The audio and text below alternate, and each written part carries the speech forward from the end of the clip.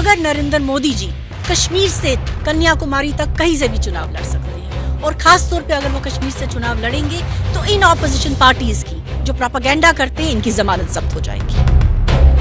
कुछ सियासी जमातें जो उनको वर्गला के उनके हाथों में पत्थर थमाते थे, आज वही बच्चे किताबें लेके लैपटॉप लेके स्कूल और कॉलेजेस में जाते हैं। तो वो उन माओं का आशीर्वाद नरेंद्र मोदी जी के साथ है।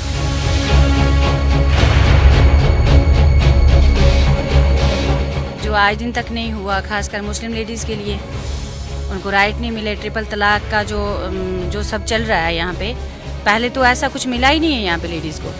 कहाँ मिला, किसने दिलाया? 3 तलाक दिए और निकल गए, मर्द निकल गए, जहाँ मन किया चल पड़े। लेकिन ये बदलाव तो मोदी जी नहीं लाया है ना।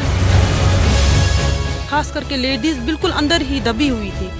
क्या वो जुल्मों की वजह से, क्या बाहर की डर की वजह से, क्या मर्दों की वजह से, मतलब दबी हुई थी। उनको एक आज़ादी दिखाई। एक बार मोदी सरकार। आज मुल्क के वजीर आजम जनाब नरेंद्र मोदी साहब 7 तारीख को कश्मीर में आ रहे हैं और कश्मीर की आवाम में खुशी की लहर दौड़ पड़ी है। उसकी खास वजह यह है कि जब से 10 साल से उनकी हुकूमत चल रही है, खास तौर पे जम्मू कश्मीर के लिए जो उन्होंने काम किए हैं, जो अमन और खुशहाली जम्मू कश्मीर में आया, आज जम्मू कश्मीर की हर माँ के चेहरे पे आप देखेंगे खुशी है, एक मुस्कुराहट है। क्योंकि उसके बच्चे जो कुछ सियासी जमातें जो उनको वर्गला के उनके हाथों में पत्थर थमाते थे, आज वही बच्चे किताबें लेके लैपटॉप लेके स्कूल और कॉलेजेस में जाते हैं। तो वो उन माओं का आशीर्वाद नरेंद्र मोदी जी के साथ है। और ख़ास तौर पे हम जो महिला वर्ग है, हमारे लिए जो इस हुकूमत ने किया वो तारीखी कदम है। आप पॉलिटिकल रिजर्वेशन देख लीजिए, 33% वुमेन को दिया। उसके अलावा बेटी बचाओ बेटी पढ़ाओ और ऐसी बहुत सारी स्कीमें बनाई जिसने महिलाओं को सक्षम किया। आज भी हमारे आज भी अपोजिशन पार्टी के लीडर बात करें, फारूक अब्दुल्ला की बात करें, उमर अब्दुल्ला की बात करें या महबूबा मुफ्ती की बात करें, तो वो कहते हैं कि डेमोक्रेसी खत्म हो गई है, नरेंद्र मोदी ये जो है ये सब मार्केटिंग है। तो क्या कहना चाहेंगे आप? देखिए, मैं आपके चैनल के माध्यम से उन सभी ऑपोजिशन लीडर्स को ये कहना चाहती हूँ, आज इलेक्शन का एक माहौल है, लोकसभा इलेक्शन चुनाव सामने है। हम नरेंद्र मोदी साहब से ये आग्रह करते हैं कि वो कश्मीर से चुनाव लड़ें ताकि ये ऑपोजिशन पार्टी देखें। और मैं आज आपके माध्यम से ये कहना चाहती हूँ कि अगर नरेंद्र मोदी जी कश्मीर से कन्याकुमारी तक कहीं से भी चुनाव लड़ सकते हैं, और खास तौर पे अगर वो कश्मीर से चुनाव लड़ेंगे तो इन ऑपोजिशन पार्टीज की जो प्रोपेगेंडा करते हैं इनकी जमानत जब्त हो जाएगी। वो यहाँ से चुनाव लड़ते हैं तो उनकी जमानत जब्त हो जाती है। यानी कि उमर अब्दुल्ला हो, फारूक अब्दुल्ला हो या महबूबा मुफ्ती हो, ऊंचे नाम जरूर हैं लेकिन फीके पकवान हैं जब नरेंद्र मोदी की बात होती है। तो क्या कहना चाहेंगे आप क्यों इतना ज़्यादा ईगर हैं उनके आने से? क्या खास बदलाव आया है? क्योंकि 370 हटा तो कैसे आपकी ज़िंदगी बदली है? देखिए, 370 जो है जम्मू कश्मीर के लिए एक बहुत ही बड़ा अभिशाप था। 370 के जाने के बाद हम जो वीमेंस हैं उनको अपने राइट्स जो हैं वो मिले हैं। पहले क्या होता था कि अगर हम जब कहीं बाहर कहीं शादी कर लेते थे out of Jammu and Kashmir तो हमें प्रॉपर्टी राइट्स जो है हमें नहीं मिलते थे।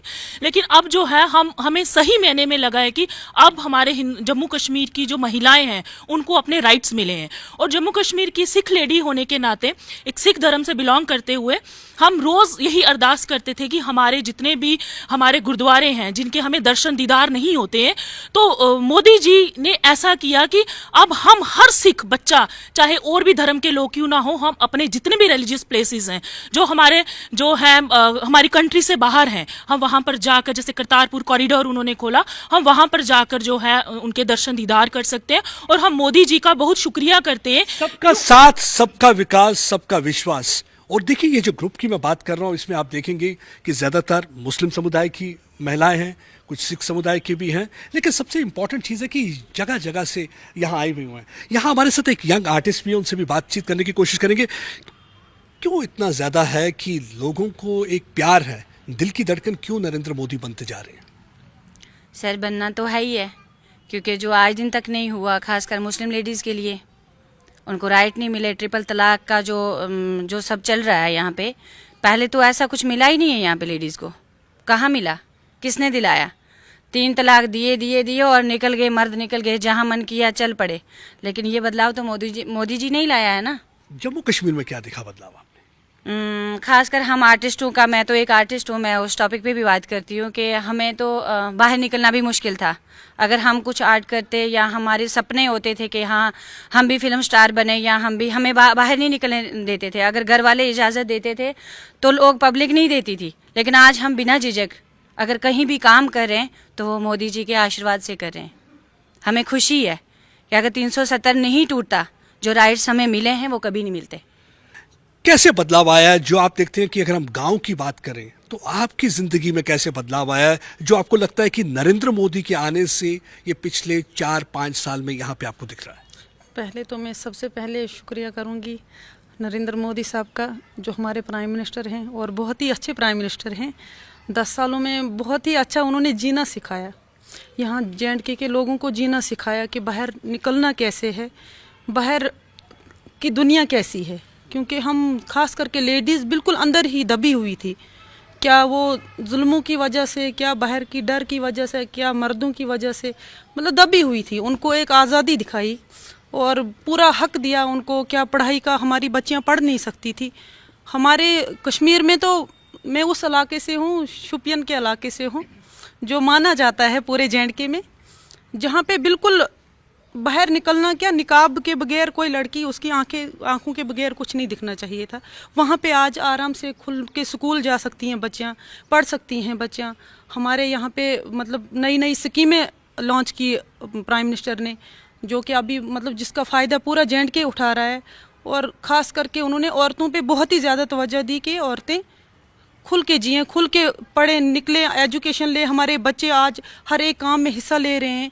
और सबसे मेन बात है, जो हमारे यहाँ पे मिलिटेंसी थी, यहाँ जो भी था वो ख़त्म हो गया और अमन शांति से आज सब खुल के जी रहे हैं, खुल के अपने जॉब कर रहे हैं, बिजनेस कर रहे हैं, कोई भी पढ़ाई कर रहा है बच्चा, मगर माँ परेशान नहीं है पीछे। सबसे मेन बात है, जो अभी सुकून से माएँ हैं, घर में माएँ बैठी हैं, उनको वो टेंशन। अफसोस की बात यह है कि आज भी अपोजिशन पार्टी के लीडर ये बात सुनना नहीं चाहते। मेरे ख्याल से उनको इनकी बात जरूर सुननी चाहिए, इस माँ की आवाज़ को सुनना चाहिए, क्योंकि कोई भी माँ नहीं चाहती कि उनका बच्चा आतंकवाद में जाए, कोई भी माँ नहीं चाहती कि उनका बच्चा किसी गोली का शिकार हो। तो आज ये जो माँओं के जो आंसू पोंछकर उनके चेहरे पे जो ये मुस्कान आई है, तो उसका कहीं श्रेय प्रधानमंत्री नरेंद्र मोदी को जाता है। क्योंकि आप जिस कश्मीर में जाते हैं तो कश्मीर में आप कैसा देखती हैं, मतलब कि क्या बदलाव आप देखती हैं जो मतलब आपको लगता है कि हाँ ये प्रधानमंत्री नरेंद्र मोदी ही कर सकते हैं, जिसकी वजह से मैं देख रहा हूँ इतना विश्वास जो आया हुआ है? देखिए, सबसे बड़ी बात यह है कि आज प्रधानमंत्री जी के नेतृत्व में जो सरकार चल रही है, उसने सबसे बड़ा ऐतिहासिक काम जो जम्मू कश्मीर के लिए किया, वो जम्मू कश्मीर में अमन लाया। अमन के आने के साथ साथ जम्मू कश्मीर में तरक्की आई, खुशहाली आई। आज आप कोई भी डेवलपमेंट, किसी भी प्रोजेक्ट की बात कर ले जम्मू कश्मीर, किसी सेक्टर में भी आप देखेंगे जम्मू कश्मीर ऊंचाइयों की तरफ जा रहा है। G20 प्रेसिडेंसी कश्मीर में कामयाबी से हुआ। आज बच्चे जो है हाथ में जो पत्थर लेते थे, आज उसकी जगह वो किताबें, लैपटॉप लेके स्कूल और कॉलेजेस में अपने अच्छे बेहतर मुस्तकबिल के लिए जा रहे हैं। आप बच्चियों की बात करेंगे, हर तरीके से महिलाओं को और यूथ को खास तौर पे जो एम्पावरमेंट मिला, मोदी जी के चलती हुई सरकार ने जो स्कीमें बनाई, वेलफेयर की स्कीमें, अनगिनत ऐसी स्कीमें हैं। एक तासुरा दिया जाता है, एक तासुरा दिया जाता है। खास तौर पे जो मैं कहना चाहूंगी, जो अल्पसंख्यक थे और जो ऐसी जनजातियां थी जिनको आज तक कभी किसी ने पूछा नहीं थे, उनको मोदी जी ने एक आवाज़ दी है और सक्षम बनाया है। आप देखिए, अभी हाल ही में आपने देखा होगा ऐतिहासिक फैसले हुए, जहां पहाड़ीज को एक तरफ रिजर्वेशन दिया ST स्टेटस में, दूसरी तरफ गुज्जर बकरवाल भाइयों और बहनों को पंचायत से लेके असेंबली तक अर्बन लोकल बॉडीज में पॉलिटिकल रिजर्वेशन दिया, महिलाओं को पॉलिटिकल रिजर्वेशन दिया 33%। उसके अलावा OBCs में ऐसी जो जनजातियाँ थी, ऐसी कास्ट थी जो शमूलियत जिनकी पहले नहीं थी, उनको शामिल किया। तो मैं समझती हूँ हर वर्ग के लिए जो है, हर जात के लिए, हर मजहब के लोगों के लिए मोदी जी ने काम किया है। इसलिए आज मोदी जी जो हैं वो जम्मू कश्मीर की आवाम के दिल में है। देखिए, एक अक्सर इंप्रेशन देने की कोशिश की जाती है कि ये मोदी जी जो है एंटी मुस्लिम है, कई लोग ऐसी कोशिश करते हैं। तो एज मुस्लिम महिला आप क्या कहना चाहेंगी उन लोगों को जो ये रॉन्ग इंप्रेशन देने की कोशिश करते हैं? क्योंकि मैं जब बात करता हूँ मुस्लिम महिलाओं से तो वो कहते हैं कि हमें बहुत कुछ मिला है।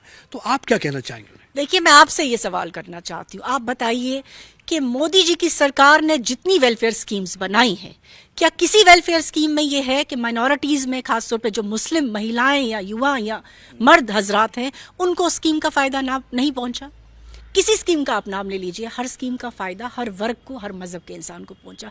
ये तो सिर्फ जो ऑपोजिशन है अपनी सियासी रोटियां सेकने के लिए इस बात को एक्सप्लॉइट करने की कोशिश करती हैं, लेकिन आप जमीन पे आओ, किसी भी मुस्लिम नौजवान से, किसी मुस्लिम महिला से आप बात करेंगे तो वो आपको साफ तौर पे बताएगी कि हर चीज़ जो, हर स्कीम, हर वेलफेयर स्कीम, हर पॉलिसी का फायदा जो है हर मजहब और हर रंग के इंसान को पहुंचा है।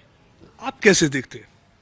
जी, मोदी जी ने जितनी भी स्कीम्स जो लागू की हैं उनकी प्रॉपर इम्प्लीमेंटेशन हुई है जम्मू एंड कश्मीर में।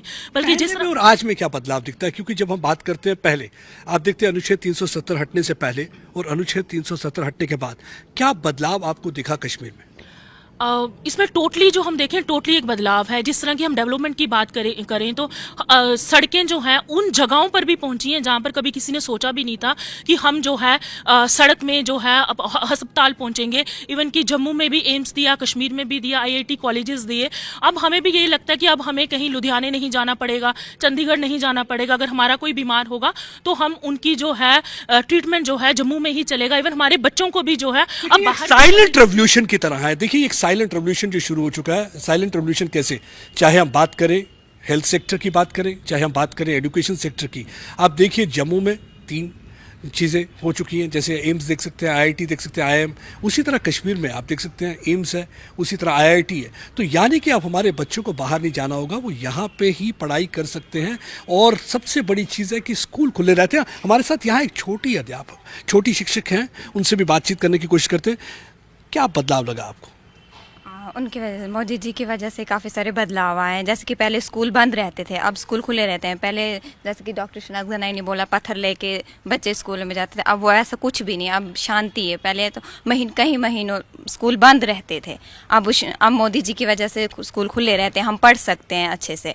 देखिए, मैं आपको बताना चाहता हूँ, ये कोकरनाग की रहने वाली है। कोकरनाग का इलाका साउथ कश्मीर में है। जैसे शोपियां की बात करें, कोकरनाग की बात करें, ये वो इलाके हैं जहाँ पे सिर्फ आतंकवाद दिखाई देता था कुछ महीने पहले, कुछ सालों पहले। लेकिन अब देखिए, आप बच्चों के चेहरे पे मुस्कान, बच्चे क्योंकि स्कूल जा रहे हैं। हर कोई चाहता है कि उसका जो बच्चा है स्कूल जाए, उसका मुस्तकबिल बने, उसका मुस्तकबिल खराब ना हो। फ्यूचर चाहते हैं कि बढ़िया होना चाहिए।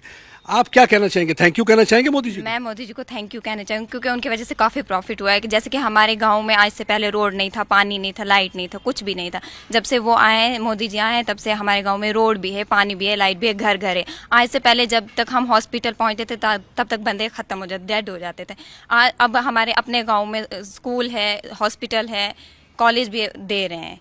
तो यानी कि ये जो, जैसे अभी कुछ कह रहे थे कि पुराने नेता जो थे, अगर वो मोदी जी के खिलाफ इलेक्शन लड़ेंगे तो उनकी छुट्टी हो जाएगी, क्योंकि हम सबका सपोर्ट मोदी जी के साथ है, क्योंकि उनकी वजह से हमें काफ़ी प्रॉफिट हुए हैं। मैं ST लड़की हूँ और हम ST को तो बहुत सारे फायदे उनसे हुए हैं। मैं कहना चाहती हूँ फिर से एक बार मोदी सरकार, फिर से एक बार मोदी सरकार। For more of such videos, do like, share and subscribe to ET Now Swadesh.